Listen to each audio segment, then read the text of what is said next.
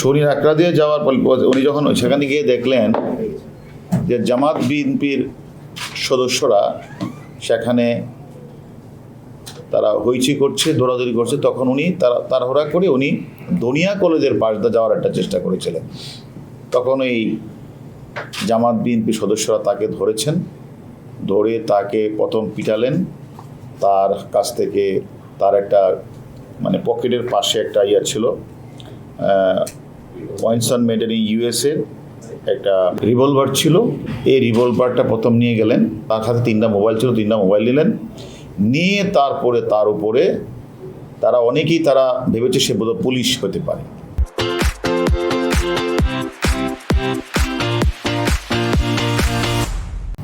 কারণ তার কোমরে পুলিশ, এরকম তার কোমরে হলো রিভলভার, সেই কারণে তারা মনে করছে সে পুলিশ হতে পারে।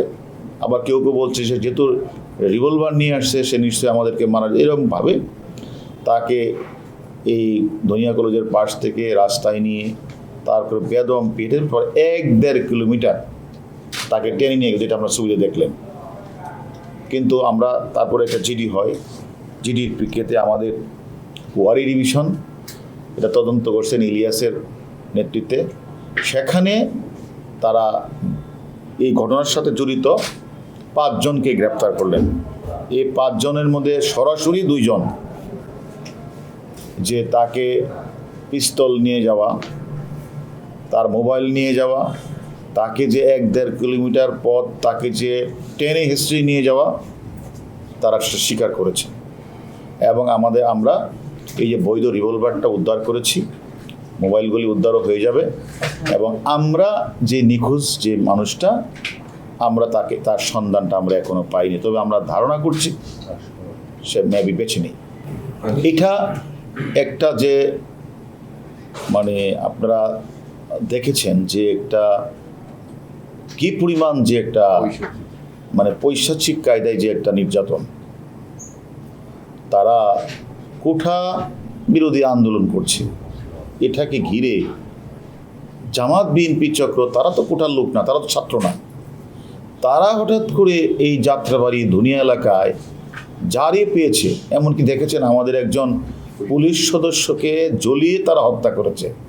আর একজন পুলিশ সদস্যকে আপনি এখানেই দেখেছেন, সে তাকে তার চুল ছোট, এটা ধরে তাকে তুমি পুলিশ বলছে হ্যাঁ, এরপরে তাকে বেদম পিটিয়ে তাকে হাসপাতালে ভর্তি করেছে।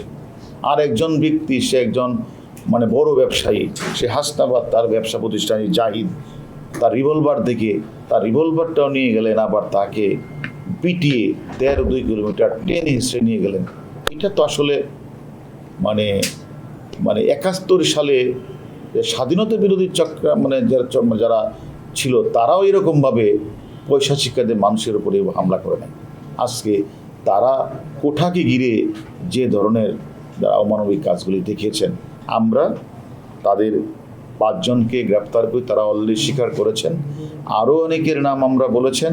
আমরা মনে করি পুলিশকে যারা ঝুলিয়ে হত্যা করেছে তাদের অনেককে আমরা গ্রেপ্তার করেছি।